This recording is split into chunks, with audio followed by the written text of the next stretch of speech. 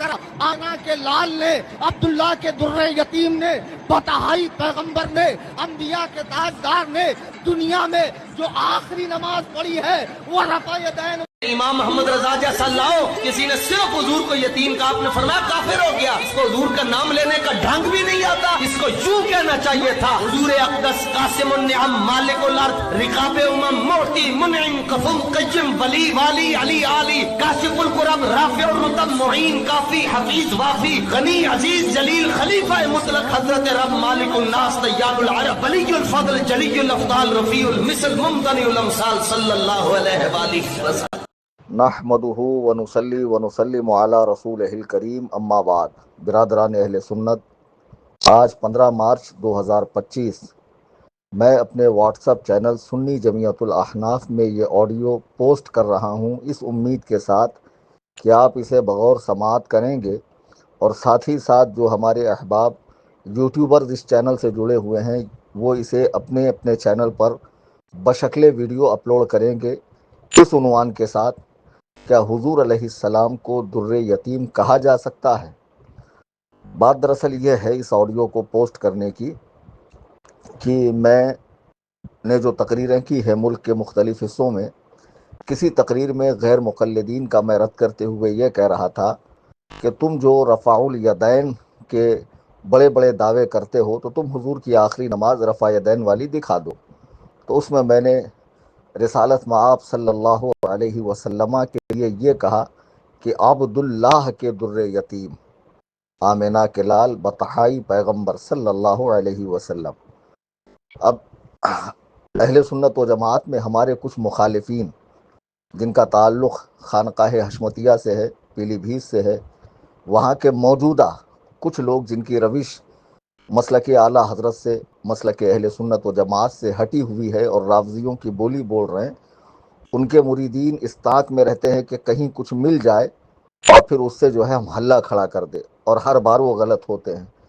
ان کا تو سب سے بڑا غلط فیصلہ یہ تھا کہ حضور تاج الشریعہ سے کٹنا، پھر اس کے بعد دن بدن وہ قار مذلت ہی میں جا رہے ہیں۔ تو بہرحال میرے ساتھ بھی ایک حادثہ فاجعہ پیش آیا، وہ یہ کہ میری بات کو ان گدھوں نے سمجھا نہیں۔ پاکستان کے کوئی مولانا ہیں، تو انہوں نے کسی دیوبندی کا رد کیا تھا۔ اس دیوبندی خبیث نے اپنی تقریر میں کہا کہ عرب کا وہ چرواہا جو یتیم تھا جسے اللہ نے تاج نبوت عطا کیا، تخت نبوت پر بٹھایا، تو وہ مولانا ان کا رد کر رہے تھے۔ تو انہوں نے کیا کیا، میری آدھی کلپ کاٹی جس میں نے حضور کو در یتیم کہا، اور پھر وہ مولانا کی کلپ لگائی کہ وہ مولانا کہہ رہے ہیں کہ اعلیٰ حضرت فرماتے ہیں کہ جس نے حضور کو یتیم کہا وہ کافر ہے۔ اور پھر انہوں نے اعلیٰ حضرت علیہ رحمت و رضوان نے فتاوی رضویہ شریف کی 14ویں جلد میں جو اعلیٰ حضرت کے لیے القابات، اعلیٰ حضرت نے حضور کے لیے القابات لکھے ہیں، وہ القابات گنوائے۔ یہاں 3 باتیں سمجھنے کی ہیں۔ نمبر 1، میں نے حضور کو یتیم نہیں کہا، در یتیم کہا۔ دوسری بات، حضور علیہ السلام کو یتیم، غریب، مسکین، فقیر اس طرح کے الفاظ کہنے کا کیا حکم ہے؟ تیسری بات یہ کہ مولانا نے اعلیٰ حضرت کی طرف جو بات منسوب کی، واقعی اعلیٰ حضرت نے ایسا فرمایا؟ ہرگز نہیں۔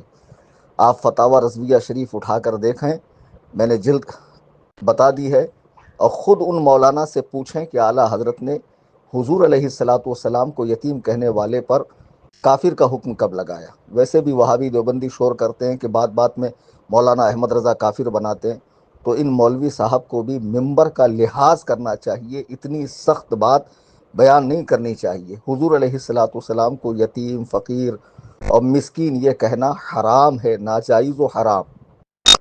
قرآن کریم میں اللہ تعالیٰ نے حضور علیہ السلام کے لیے جو فرمایا علم یجد کا یتیمن فآوا، کیا اس نے تمہیں یتیم نہ پایا پھر جگہ دی؟ تو اللہ تعالیٰ حضور علیہ السلام کا خالق ہے، مالک ہے، تو اللہ تعالیٰ اپنے محبوب کو اگر خطاب کرے تو بندوں کو یہ حق نہیں ہے کہ بارگاہ رسالت میں اس طرح جسارت کریں۔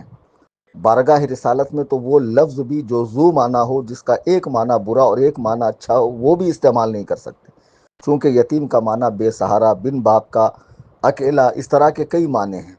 تو اس لیے بارگاہ رسالت میں دنیا جانتی ہے کہ بریلوی جب حضور علیہ السلام کا ذکر شریف آتا ہے تو حد درجہ محتاط ہو کر الفاظ دھلے، نپے، تلے، شستہ، نہایت عمدہ ادب سے بھرپور الفاظ بارگاہ رسالت میں استعمال کر سکتے ہیں، تو کوئی بریلوی عالم حضور علیہ الصلوۃ والسلام کی توہین کا تصور بھی کیسے کر سکتا ہے؟ ہرگز نہیں، ہرگز نہیں۔ تو رب تعالیٰ نے جو فرمایا اس طرح اگر کوئی حضور علیہ الصلوۃ والسلام کو یتیم کہے تو اعلیٰ حضرت فرماتے ہیں یہ ناجائز و حرام ہے۔ تو حرام کرنے والا فاسق ہوتا ہے، کافر نہیں۔ یعنی حکم تھا فسق کا، وہ مولانا نے اسے کافر کہہ دیا، یہ بہت بڑی بات ہے۔ اور پھر جن لوگوں نے اس مولانا کی بات کو دلیل بنا کر بے سوچے سمجھے مجھے کافر کہا، تو یقیناً شریعت مطہرہ کی روشنی میں وہ کافر ہو گئے بلا ثبوت شرعی۔ کسی مسلمان کو کافر کہنے والا خود کافر ہے۔ تو جن جن لوگوں نے یہ آڈیو پوسٹ کی ہے انہیں چاہیے توبہ کریں، اعلانیہ توبہ کریں، چونکہ میں نے حضور علیہ الصلوۃ والسلام کو در یتیم کہا ہے، یتیم نہیں۔ اب در یتیم کا معنی کیا ہے وہ سن لیجیے۔ آپ لغت اٹھا کر دیکھیں تو لغت میں در یتیم کا معنی ہوتا ہے گوہر نایاب، گوہر نایاب، چمکتا موتی۔ قرآن میں یہ لفظ بھی آئے اور اعلیٰ حضرت کے شعر میں بھی ہے، در عدن لال یمن مشک ختن پھول۔ تو در کے معنی موتی ہوتا اور یتیم یعنی اکیلا، اکیلا موتی۔ اور اس کا ایک معنی آیا ہے کہ جب سمندر سے موتیاں نکلتے ہیں سیپی سے، تو کسی بڑی سیپی سے اگر کوئی اکیلا موتی نکلے تو اس کو کہتے ہیں در یتیم، یعنی اکیلا، بے مثال، وحید العصر، فرید العصر، یکتائے زمانہ، جس کی مثال ہی نہیں ہے۔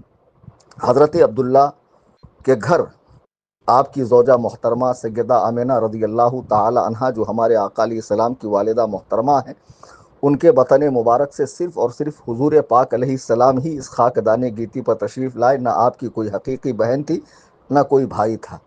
تو یہ تعریف کے معنی میں بولا جاتا ہے، مقام مدح میں بولا جاتا ہے، نہ کہ مقام ہجو میں بولا جاتا ہے۔ تو سرکار کو در یتیم کہا جا سکتا ہے، یتیم بمعنی لاوارث، بن باپ کا یا بے سہارا، اس طرح نہیں کہا جا سکتا۔ اگر کوئی حضور کو یتیم، غریب، مسکین، فقیر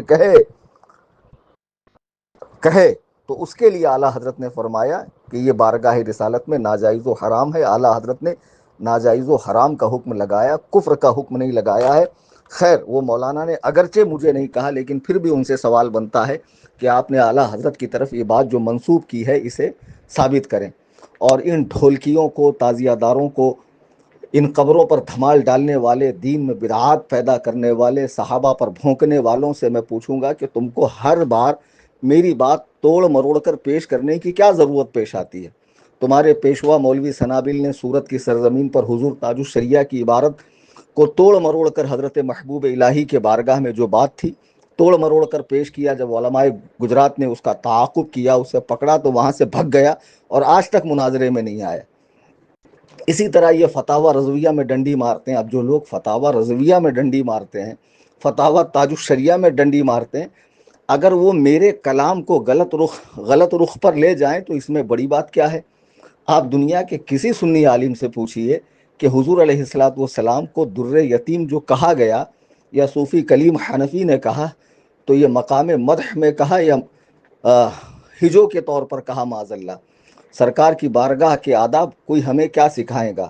ہمارے بزرگوں نے کہا ادب گاہیست زیر آسماں از عرش نازک تر، کہ اس آسمان کے نیچے، اس زمین کے اوپر ایک ایسی بارگاہ ہے جو عرش اعظم سے بھی زیادہ، جس کا نازک معاملہ ہے۔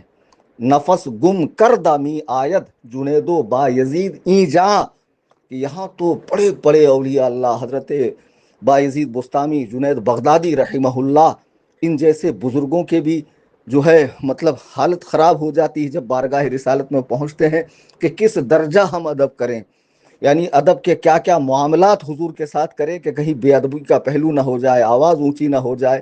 اللہ اکبر کبیرہ۔ اور علامہ جامی فرماتے ہیں ہزار بار بشویم۔ اب کوئی یہ نہ کہنا کہ مولانا نے بشویم کو بشویم پڑھا تو قاعدے کی روح سے یہ صحیح ہے۔ ہزار بار بشویم دہن ز مشک و گلاب، ہنوز نام تو گفتن کمالے بے ادبی است۔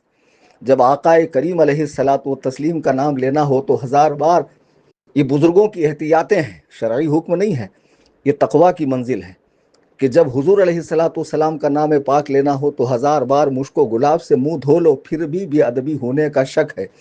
پھر کوئی سوچ سکتا ہے کہ کوئی سنی عالم معاذ اللہ حضور علیہ الصلوۃ والسلام کی توہین کا شائبہ بھی اپنے ذہن میں لے کر آئے گا اور جب یہ توہین ہے ہی نہیں بلکہ سراسر تعریف ہے، در یتیم کہتے ہیں یگانہ چمکدار موتی کو جس کی مثال اپنے زمانے میں نہ ہو، اور یتیم الگ ہے، در یتیم الگ ہے۔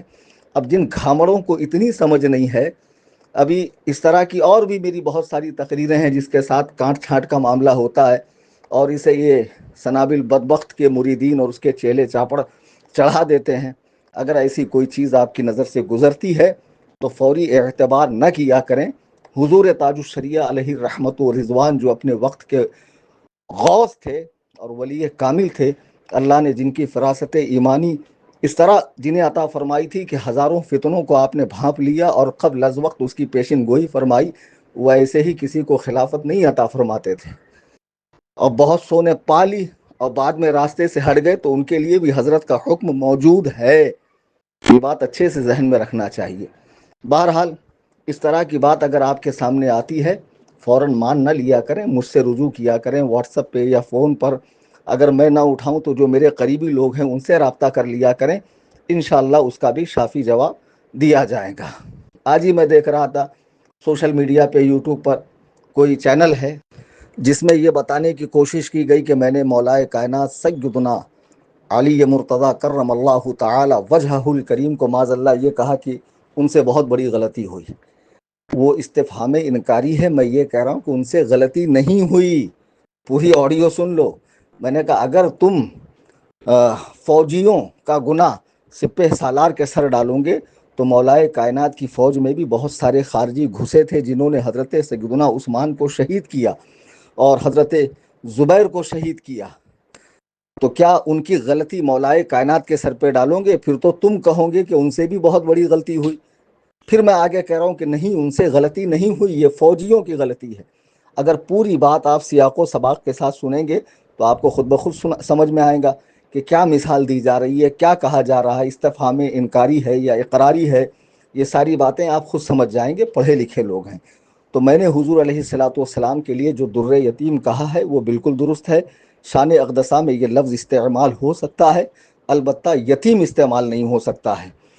تو امید قوی ہے کہ آپ ان فتنہ بازوں، ٹھولکیوں، تعزیہ داروں اور یہ قبروں پر دھمال ڈالنے والے، یہ طرح طرح کی بدعات ایجاد کرنے والے، یہ صحابہ پہ بھونکنے والے، یہ روزہ نماز سے دور چلم پھونکنے والے، گنجیڑی چرسی، جن کو پڑھنے لکھنے کی تک تمیز نہیں ہے، جن کا پیر بھی نرا جاہل ہے، اب ایسے لوگ اگر میرے کلام سے چھیڑ چھاڑ کر کے معنی کو غلط رخ پہ لے جائیں تو اس میں تعجب کی کوئی بات نہیں ہے۔ اللہ تعالی ہم سب کو عقل سلیم عطا فرمائے۔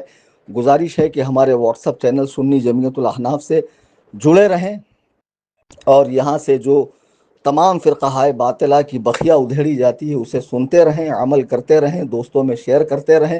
اللہ تبارک و تعالی ہم سب کو رمضان کی برکتیں عطا فرمائے۔